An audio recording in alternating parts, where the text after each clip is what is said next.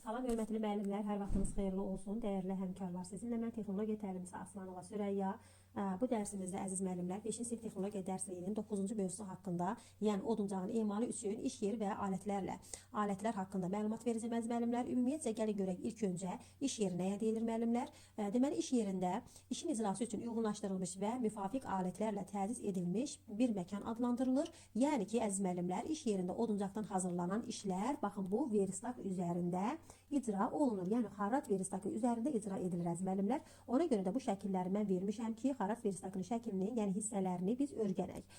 Biz bilirik ki, əziz müəllimlər, həm MEQ-də, həm sertifikasiyada düşən sualların demək olar ki, bir 3-4 dənəsi şəkillər üzrə olur və onların hissələrinin uyğunlaşdırmalarıdır, ardıcıllıqları haqqında, adlarını tapmaq haqqında əlbəttə ki, testlər salınır. Ona görə də çalışmaq lazımdır ki, hər bir mövzunun daxil olan şəkilləri, mövzuya daxil olan şəkilləri öyrənək müəllimlər. Deməli dedik ki, biz ilk öncə bu gördüyümüz A variantında olan əziz müəllimlər nəyin şəklidir? Xarat veristakının ümumi görünüşünü görürük burada. B variantında olan isə əziz müəllimlər nəyi göstərdiyi? Əlbəttə ki, B variantında olan isə xarat veristakının veristak 6 hissəsini göstərir. C variantında olan isə əziz müəllimlər burada da mizin üst taxtasının qapaq hissəsini verib və eyni zamanda onların hissələrini bax burada verib əziz müəllimlər. Çalışmaq lazımdır ki, bizə düşən tərəf, yəni onların hissələrini bir-birindən ayırmaqdır, yəni öyrənməkdir. Ona görə də çalışaq biz bunların adlarını əzbərdən bilək ki, məsələn deyək ki, veristak 6 ilə mizin üst taxtasının hissələrini qarşı formada verəndə biz onları seçib ayrı-ayrılıqda yaza bilək ona görə. Deməli əziz müəllimlər, mizin üst taxtası, yəni xarat veristakının ümumi görünüşündə burada 1 ilə 2 nəyi bildirir müəllimlər? 1 ilə 2 dedik ki, əziz müəllimlər, fırladıcıları göstərir. 1 ilə 2 fırladıcıları göstərdi. 3 isə əziz müəllimlər burada, yəni vintin, yəni bax bu vintin deməli başlıq hissəsini göstərdi. Keçək B variantına. B variantında olan şəklimiz isə əziz müəllimlər veristakın alt hissəsidir, yəni veristak 6-nın şəklidir.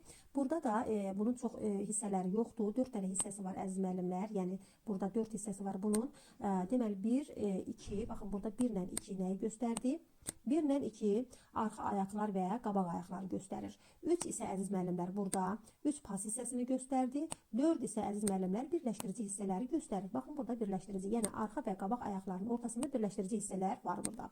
Deməli dedik ki, mizin, yəni veristak 6-nın hissəsi 4 dənə oldu. Arxa ayaqlar, qabaq ayaqlar, deməli pas hissəsi və bir də birləşdirici hissələrdən ibarət oldu. Keçək C variantında olan, yəni mizin üst taxtası, yəni qapaq da adlandırılır bu həm də əziz müəllimlər. Qapaq verilsə, yəni biz burada qapağı da götürə bilərik. Deməli müəllimlər, burada isə 1 ilə 2 nəyi göstərir? Ön sıxac və arxa sıxacı göstərdi. 3 isə əziz müəllimlər göstərir yuvaları. Baxın 3-ə yuvaları göstərdi burada. 4 deməli pazı göstərir.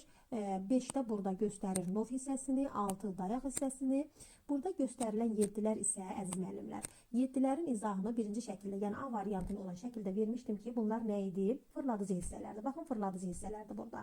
Ona görə də burada da 7-lər nəyi göstərəcək? Əlbəttə ki, fırladıcı hissələri göstərəcək. Deməli, gəlin ümumiləşdirək əziz müəllimlər.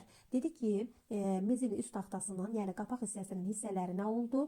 Ön sıxac, arxa sıxac oldu, yuvalar oldu, pas, nov və dayaq hissədən ibarət oldu. Bu 7-ləri əgər verərsə, 7-lər də fırladıcı hissələrdən ibarət oldu əziz müəllimlər. Belə əziz müəllimlər, çalışın ki, sizlər də bu asan izahlardan yararlana biləsiniz, yəni yaxşı öyrənə biləsiniz ki, hansı tərəfdən düşsə bizə suallar, onların cavabını da yaxşı verə biləsiniz əziz müəllimlər. Belə növbəti mövzularımızda, izahlarımızda görüşənə qədər hələlik.